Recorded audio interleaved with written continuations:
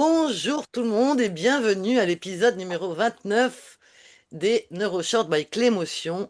Aujourd'hui, on va continuer de parler de l'utilité des neurosciences au travail, puisque j'entends souvent que c'est un peu trop théorique, analytique, alors que non, très concrètement, on peut vraiment utiliser les neurosciences de façon pratico-pratique au travail. Et donc aujourd'hui, j'aimerais vous parler de vos réactions et de vos interactions au travail et voir comment ça se passe. Alors, le mythe, c'est un peu on est comme on est, ça change pas. Et on va voir que c'est pas tout à fait vrai. Et on pense que nos réactions au travail, c'est comme notre caractère, c'est que on est comme ça et que ça ne change pas, on n'y peut rien. Mais en fait, ce sont des mécanismes, des automatismes neuronaux, donc ce sont vos réactions programmées de votre cerveau. C'est pas une fatalité. Et oui, on peut changer ça et on va voir comment on peut vraiment reprogrammer, recabler nos circuits automatiques et ne pas être dans ce schéma on est comme on est. Le râleur reste le râleur, le dirigeant, le contrôlant reste le contrôlant. On peut tout à fait changer nos interactions au travail. Alors, ce qu'on pense savoir sur le changement, on pense qu'il faut 21 jours pour changer une habitude. Ça, je ferai un neuroshort là-dessus. Effectivement, il faut 21 jours pour changer une habitude, mais il y a d'autres choses qu'il faut faire. Et que on ne peut pas changer notre cerveau passé un certain âge. Et on a vraiment le mythe de croire qu'on ne produit plus de neurones après 20-25 ans, ce qui est faux. On peut tout à fait changer nos connexions synaptiques, donc notre façon de penser, jusqu'à notre mort, puisqu'on peut produire des neurones et des nouvelles connexions synaptiques. Donc rien n'est immuable.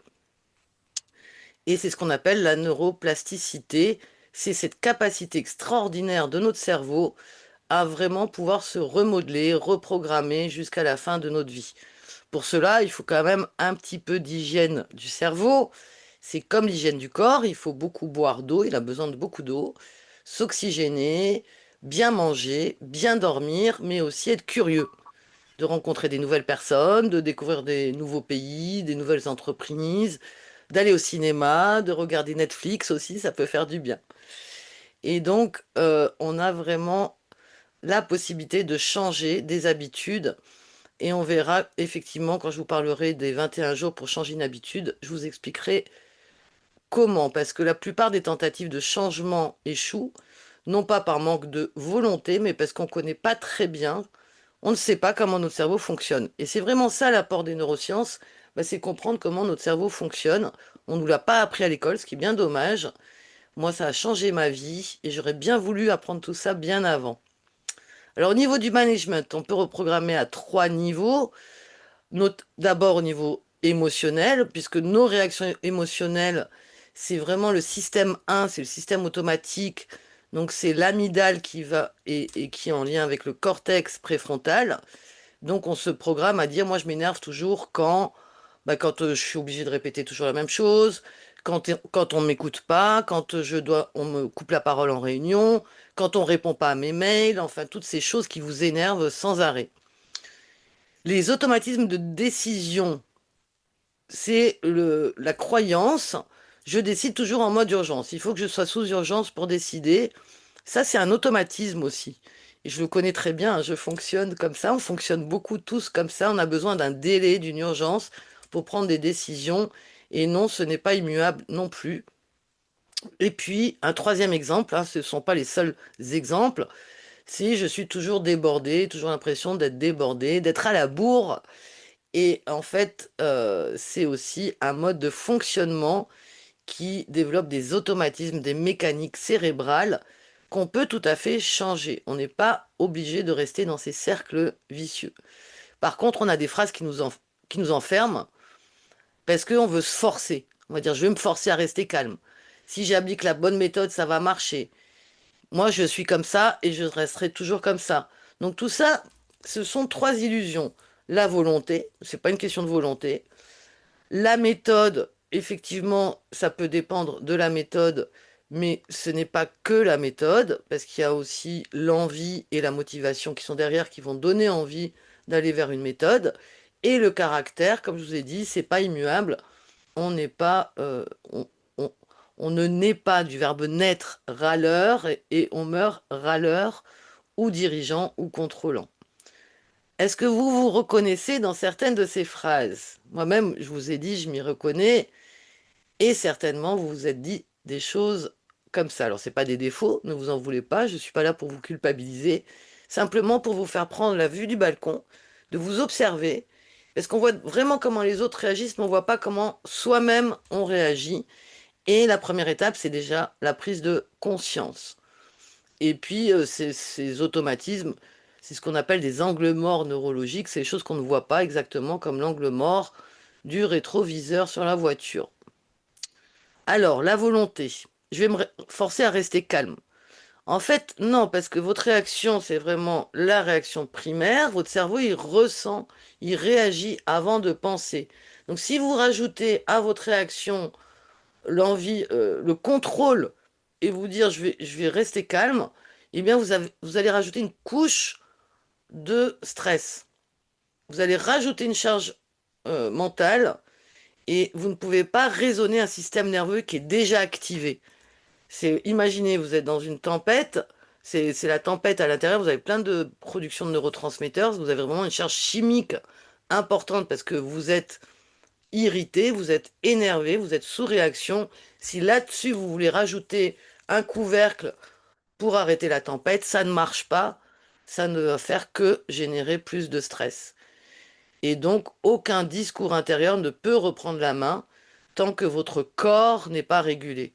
Donc, votre mental, quand vous allez vous obliger, vous allez vous forcer à vous calmer, il va, il va vraiment être ce capot que vous allez mettre sur la cocotte minute. Et combien de fois je vois des gens qui me disent, non mais c'est bon, hein, je gère ma colère, et qui bouillonnent à l'intérieur, et ça se voit. Donc en fait, c'est pas la volonté qui va calmer votre amygdale, qui est une partie du système limbique, c'est votre respiration. Si effectivement vous respirez calmement, vous pouvez sortir, prendre trois grands inspires, trois grands expires, évacuer et remettre de l'oxygène et de la respiration pour calmer votre nerf sympathique et parasympathique, ça va vraiment vous calmer de l'intérieur. Mais c'est pas votre contrôle, c'est pas votre parole, c'est pas votre mental qui va le calmer. Par contre, votre mental vous permet de comprendre ce que je vous raconte. Donc oui, le mental est utile. Moi, combien de fois on m'a dit lâche le mental? Non, c'est complètement ridicule. Faut pas lâcher le mental, c'est votre compétence, c'est votre réflexion, c'est tout ce que vous avez appris. Mais par contre, il faut utiliser le mental au bon endroit. L'illusion de la méthode, donc deuxième axe dont je vous ai parlé. Si j'applique la bonne technique, ça va marcher. Eh bien, ça va aider, mais la technique va pas tenir si vous n'avez pas votre état neurologique qui peut accueillir cette technique. Parce que si vous voulez appliquer une méthode sur un cerveau saturé, ça va pas rentrer. Donc c'est vraiment important d'être dans cet état neurologique d'accueil. C'est pas la méthode qui est le problème. Vous avez certainement beaucoup de bons outils, vous en avez utilisé. C'est votre état intérieur. Si vous êtes dans un état de saturation, n'importe quelle méthode ne pourra pas vous aider. Donc c'est déjà votre état intérieur, vous régulez pour appliquer la méthode. C'est pas l'inverse. Et souvent, on se trompe. Donc de vraiment être dans cet accueil mental, neuronal, pour accueillir cette méthode. Et donc le troisième axe, c'est comme ça, je suis comme ça peut pas bouger. Comme je vous ai dit, on peut produire des neurones jusqu'à notre mort.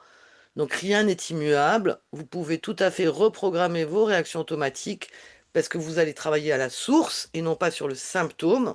Donc le symptôme, c'est ce qu'on voit, c'est l'état émotionnel réactif. Mais vous allez vraiment travailler sur la reprogrammation et c'est ce que on travaille dans la méthode Clémotion, donc une méthode qui demande d'avoir l'état neuronal d'accueil pour pouvoir d'abord comprendre, c'est la première étape pour déculpabiliser et prendre conscience de ces états émotionnels, pour ensuite transformer et ancrer. Et donc, vous n'êtes pas votre programme n'est pas immuable, vous êtes ce que vous comprenez de ce programme, de votre histoire. Donc, trois conditions. la répétition. Donc c'est vrai que la répétition, elle est utile parce qu'on va construire ce qu'on appelle la mémoire à long terme. La charge émotionnelle, vous avez besoin d'émotions pour pouvoir encoder, pour pouvoir reprogrammer. Et dans les émotions, pour pouvoir accueillir une nouvelle façon de faire, c'est vraiment dans le désir, ce qui va vous permettre de produire des ocytocines et donc de déclencher la production de mémoire longue et de donner du sens. C'est essentiel. Si on vous impose quelque chose qui n'a pas de sens, eh bien, ça va pas rentrer, vous n'allez pas l'enregistrer. Donc, trois conditions à réunir, et c'est ça le vrai recablage ou la vraie reprogrammation. Donc, arrêtez de subir vos réactions automatiques, comprendre que ce n'est pas immuable. Deuxièmement, que les changements qui tiennent pas, ben parce qu'il faut avoir l'état neuronal et psychologique pour l'accueillir. Et donc, vos réactions vont devenir vraiment vos signatures quand vous activez la neuroplasticité. Et donc, en conclusion, j'aimerais vous dire et vous rassurer que que votre façon de réagir n'est pas immuable, que vous pouvez changer vos façons de réagir et d'interagir. Et le tout, c'est de savoir comment vous voulez les reprogrammer dans les meilleures conditions. Voilà ce que je voulais vous partager ce soir avec 5 idées clés. Donc déjà que la neuroplasticité, on l'a jusqu'à notre mort. Elle fait partie de notre physiologie neuronale, qu'on a 3 niveaux à reprogrammer, qu'il y a 3 illusions à faire tomber, à vouloir forcer, à imposer une méthode ou à croire que notre caractère est immuable. Et puis de savoir que pour activer votre neuroplasticité, oui, il y a besoin de répétition, mais pas que. Les émotions et le sens sont importants et que vous n'allez pas changer votre personnalité, mais vous allez créer de nouveaux programmes. Donc votre personnalité primaire reste la même, simplement vous allez avoir d'autres modes de réaction. Donc vos réactions automatiques ne sont pas votre destin, ce sont des circuits et vous pouvez tout à fait recabler tout cela. Et c'est ce que j'essaye et je pense réussir, transmettre avec l'émotion. Alors le prochain thème, c'est encore sur le travail, hein. Je suis vraiment sur cet axe de travail. Plus je suis sous pression, plus je travaille. Est-ce que c'est vrai? Et je le vis en ce moment, donc je pourrais vous partager mon expérience. Mais si vous avez des commentaires, ben vraiment, je vous invite à mettre des commentaires sous la vidéo. Ça permet de rendre visible la vidéo beaucoup plus. Mettez des petits pouces. Ça permet de transmettre des informations utiles à tout un chacun. Et comme d'habitude, à la fin des shorts, je vous propose un code promo jusqu'à minuit si vous souhaitez acquérir un des protocoles NeuroExpress. Et donc sur le protocole, sur le pack 1, donc un protocole au choix, actuellement ils sont à 119 € au lieu de 259. Et je vous propose le code NSK en majuscule. Je vais vous mettre sous la vidéo et dans le chat. Et pour aujourd'hui, par rapport au thème qu'on a traité, je trouve que Décision claire vous permet de clarifier vos décisions, mais ça peut être aussi stop pression ou stop conflit si vous êtes dans des tensions relationnelles. Tous les descriptifs sont sur le bon de commande, vous pouvez aller découvrir chacun de ces protocoles. Ce sont des façons simples de rentrer dans l'univers Clémotion. Et après, si vous voulez aller plus loin sur le parcours, eh bien, juste après ce short, je vous présente toute la méthode Clémotion. Et donc, dans cette masterclass, je vais vous expliquer tout le parcours en 3 phases pour justement reprogrammer votre cerveau. Voilà, bah écoutez, je vous remercie de votre attention. Je vous dis à la semaine prochaine. N'oubliez pas le pouce, les commentaires, le partage. Et je vais maintenant arrêter l'enregistrement pour accueillir les questions en live.